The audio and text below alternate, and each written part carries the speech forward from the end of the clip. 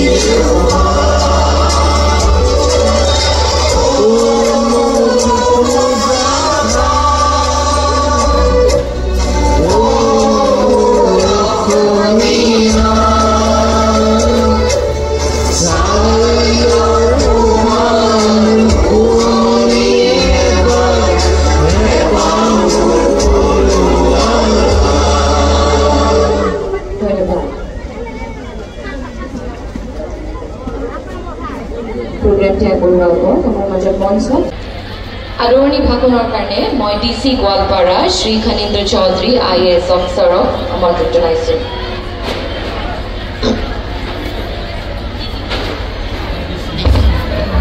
নমস্কাৰ।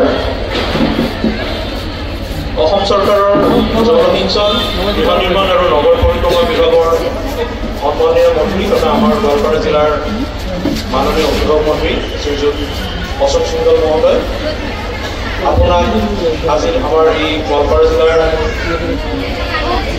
Ration card বিতৰণৰ অনুষ্ঠানলৈ জিলা প্ৰশাসনৰ তৰফৰ পৰা স্বাগতম জনাইছোঁ। এই অনুষ্ঠানলৈ উপস্থিত থকা গুৱাহাটী লোকসভা সমষ্টিৰ মাননীয় সাংসদ পূৰ্ণজা বাইদেউ, আপোনালোকক আমাৰ এই সভালৈ আদৰণি জনাইছোঁ। আমাৰ এই মঞ্চত উপস্থিত থকা গোৱালপাৰা জিলাৰ পৌৰসভাৰ পৌৰপতি মহানন্দ আতৰ ডাঙৰীয়া, তেখেতলোকো আমি আমাৰ এই সভালৈ স্বাগতম জনাইছোঁ।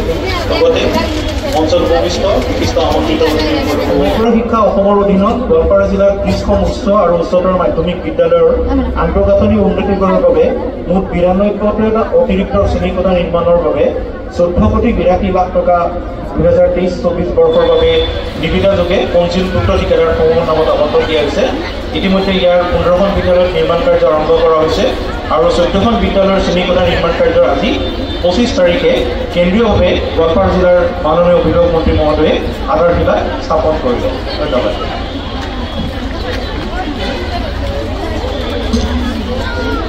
আমাৰ মাজত উপস্থিত আছে Shri Abdul Rahim Jibran, director Assam government marketing corporation, আৰু তেখেতক ব্যবহাৰ কৰিবলৈ অনুৰোধ জনাইছোঁ।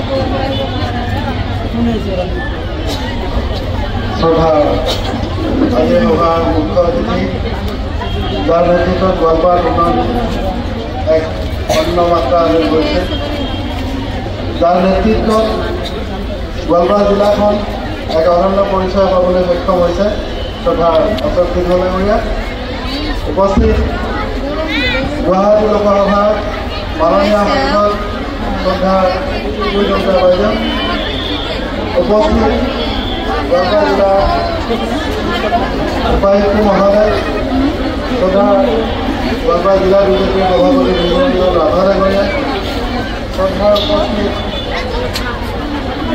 যুৱ নেতা তথা APDCL ডাইৰেক্টৰ প্ৰকাশ কাশ্যপ ডাঙৰীয়া, উপস্থিত তথা অসম ৰাজ্যিক বিজেপিৰ সম্পাদিকা তৃণমূল বাইদেউ, আজি এই সভাখনৰ মুখ্য সেনাপতি তথা আপোনালোকৰ গোৱালপাৰা চহৰৰ জনপ্ৰিয় মিউনিচিপাল চেয়াৰমেন মাননীয় পাঠক ডাঙৰীয়া, উপস্থিত বিভিন্ন বৰ্ডৰ গোৱালপাৰা জিলাৰ অধ্যক্ষসকল, শ্ৰদ্ধা ৰাইজ আৰু যুৱ বন্ধুসকল, যেতিয়া বিজ্ঞসকল থাকে, তেতিয়া শ্ৰদ্ধা নেতাসকল থাকে, তেতিয়া মোৰ নিচিনা মানুহৰ কথা কোৱাৰ বৰ এটা অৰ্থ নাথাকে। মই কেৱল এটা কথাকে আপোনালোকক ক'ম, এটা কথা সুধিম, আপোনালোকে উত্তৰ দিব। আপোনালোকে কাৰ্ডখিনি পাওঁতে কাৰোবাক টকা পইচা দিব লগা হৈছে নেকি? নাই। কোন অফিচত? কাক দিছে? আপুনি দিছে কিমান টকা? আপুনি কাৰ্ড দি পইচা দিছে, কাৰ্ড হৈছে নে নাই?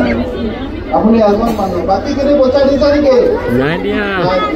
তাৰমানে এজন মানুহে ইয়াতে কৈছে যে এটা কাৰ্ডৰ কাৰণে তেখেতে আবেদন কৰিছিলে, কোনোবা বিষয়ে তেওঁলোকক পইচা দিছে, কিন্তু আটাইখিনি মানুহে কৈছে নাই লোৱা। হয়, ইয়াৰ আগতে এনেকুৱা স্বচ্ছভাৱে হৈছিল নেকি? ইয়াৰ আগতে ঘৰতে বহি কাৰ্ড এখন পাইছিল নেকি? যদি নাই পোৱা তেনেহ'লে এবাৰ আমি সকলোৱে প্ৰথমতে ক'লে ভাৰত মাতা কি জয়, ভাৰত মাতা কি জয়, ভাৰত মাতা কি জয়। কিয় হ'ল? এটকা নিদিয়াকে কিয় হ'ল? কেন্দ্ৰত মাননীয় শ্ৰদ্ধাৰ বিশ্বজনীন প্ৰধানমন্ত্ৰী নৰেন্দ্ৰ মোদী ডাঙৰীয়া, অসমৰ সকলোৰে বন্দিত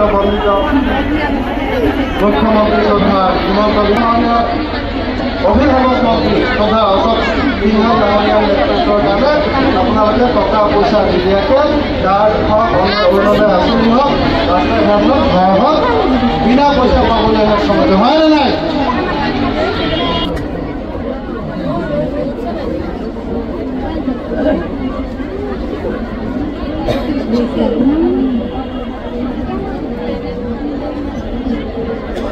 ভালে আছে নে?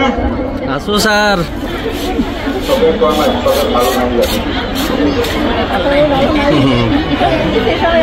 ভালে আছে নে নাই? আছো।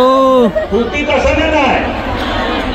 আছে যদি মোৰ লগত কওক, ভাৰত মাতা কি জয়। জৰে মাৰিব লাগিব স্যাৰ, জোচ। দুই হাত এনেকে লওক। দুই হাতটো ল'ব নোৱাৰিম স্যাৰ। সবে দুই হাত এনেকে লওক, উঠিটো মাৰি লওক। হ'ল, এতিয়া কওক, ভাৰত মাতা কি জয়, ভাৰত মাতা কি জয়, ভাৰত মাতা কি জয়। বন্দে মাতৰম, বন্দে মাতৰম, বন্দে মাতৰম।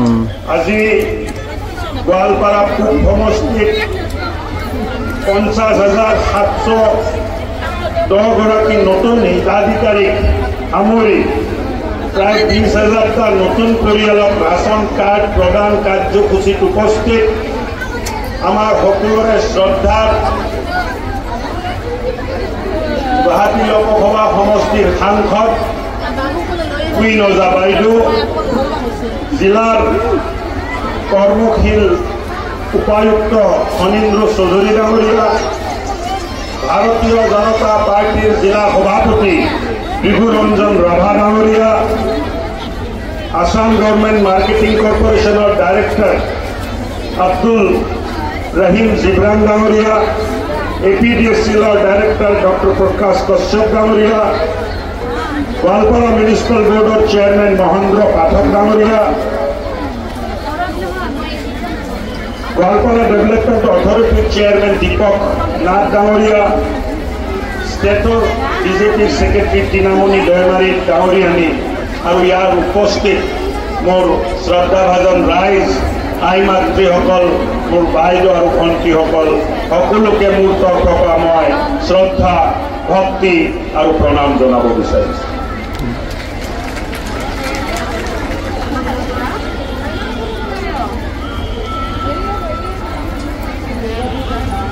মুখ্যমন্ত্ৰী হিমন্ত বিশ্ব শৰ্মা ডাঙৰীয়াৰ নেতৃত্বত থকা অসম চৰকাৰে সিদ্ধান্ত ল'লে, আৰু সিদ্ধান্তটো কি আছিলে যে অসমত বসবাস কৰা কোনো দুখীয়াই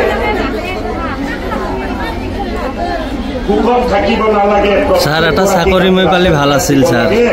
আৰু এই সমষ্টিৰ প্ৰায় 50,000ৰো অধিক নতুন হিতাধিকাৰীক ৰাচন কাৰ্ড দিয়াৰ কাম আজি দিনটো আমি সম্পূৰ্ণ কৰিম, আৰু ইয়াৰ বাবে ৰাচন কাৰ্ড পোৱা প্ৰত্যেকগৰাকীক মোৰ তৰফৰ পৰা মই শুভেচ্ছা দিব।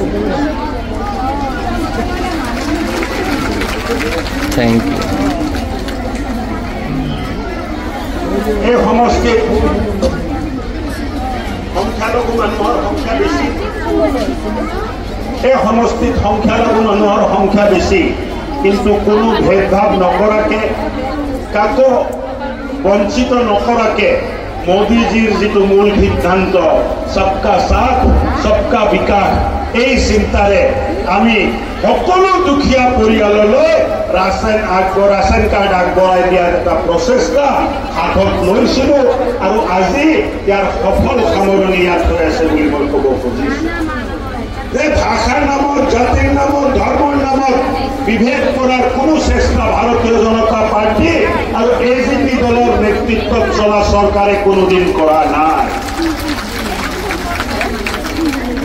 নহলে আমাক ভোট দিয়া মানুহে কেনেকে ৰাচন কাৰ্ড পালে? আমাক ভোট নিদিয়া মানুহকো আমি ৰাচন কাৰ্ড দিছো নে নাই দিয়া? আমাক ভোট দিয়া মানুহবিলাকে ৰাচন কাৰ্ড, আমাক ভোট নিদিয়া মানুহে ৰাচন কাৰ্ড পাইছে নে নাই পোৱা? পাইছে নে নাই পোৱা? এইটোৱে ভাৰতীয় জনতা পাৰ্টি। ভোট দিছে নে নাই তাৰ লগত মতলব নাই, দুখীয়া মানুহৰ হাতত ৰাচন কাৰ্ড উঠাই দিব লাগিব, এই সংকল্পৰে ভাৰতীয় জনতা পাৰ্টি আৰু AJP দলৰ মিত্ৰজোঁটে কাম কৰি আছে। অকল ৰাচন কাৰ্ড দুখীয়া মানুহৰ ঘৰত বেমাৰ হৈছিল, বেমাৰ হওঁতে চিকিৎসাৰ অভাৱত মানুহে মৃত্যু হৈছিল। সঁচা নে মিছা? সঁচা স্যাৰ। চিকিৎসাৰ অভাৱত মানুহ মৰিছিলে, স্বামীয়ে স্ত্ৰীয়ে স্বামী হেৰুৱাইছিলে, ল'ৰা ছোৱালীয়ে মা দেউতা হেৰুৱাইছিলে, চিকিৎসা কৰিব পৰা নাছিলে, ঘৰ মাটি বিক্ৰী কৰিও, গহনা বিক্ৰী কৰিও মানুহে চিকিৎসা কৰিব পৰা নাছিলে। দুখীয়াৰ ঘৰত বেমাৰ হলে মানুহ মৰিব, এইটোও ঠিক হৈছিলে, আৰু ঘৰখনো জোৰলা হ'ব, এইটোও ঠিক হৈছিলে। মই সঁচা কৈছো নে মিছা কৈছো? সঁচাই সঁচাই। আপোনালোকক এই সন্ত্ৰাসৰ পৰা মুক্তি দিবলৈ ভাৰতীয় জনতা পাৰ্টিৰ নেতৃত্বত আমি সিদ্ধান্ত লৈছো যে প্ৰত্যেকটো ৰাচন কাৰ্ড থকা মানুহক প্ৰধানমন্ত্ৰী আয়ুষ্মান কাৰ্ড দিয়া হ'ব, যাৰ জৰিয়তে বছৰত 5 লাখ টকাৰ চিকিৎসা বিনামূলীয়াকৈ আপোনালোকে কৰাব পাৰিব। বঢ়িয়া। দুখীয়াৰ ঘৰত স্ত্ৰীয়ে আৰু স্বামী নেহেৰায়, পইচাৰ বাবে চিকিৎসা নকৰাৰ কাৰণে স্বামীক হেৰুৱাব লগা অৱস্থা আৰু নহয়, ল'ৰা ছোৱালীয়ে মা দেউতা হেৰুৱাব লগা অৱস্থা নহয়, তেনেকুৱা এটা ব্যৱস্থা আমি কৰাৰ চেষ্টা কৰি আছো। এয়া ৰেচন কাৰ্ড বিতৰণ কৰা হৈছে, আৰু সময়ৰ নাটনিৰ বাবে আমি সকলোকে যিহেতু দিয়া সম্ভৱ নহয়, সেইবাবে আমি 14গৰাকীহে মঞ্চত মাতি পেলাই এনেদৰে ৰেচন কাৰ্ড বিতৰণ কৰা হ'ব। দ্বিতীয় নামটি পঢ়ি দিছো, সীমা ৰাভা। সীমা ৰাভা।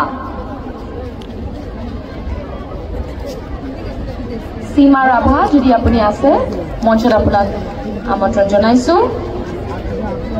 সীমা ৰাভা।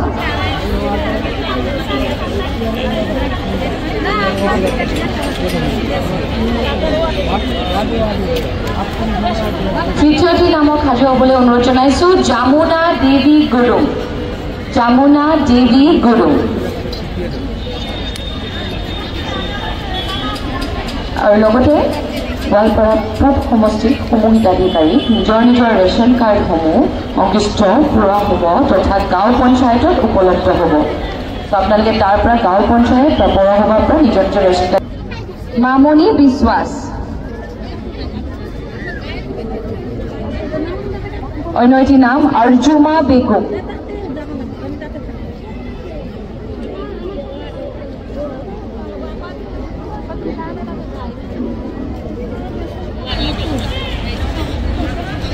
আরজুমা বেগম,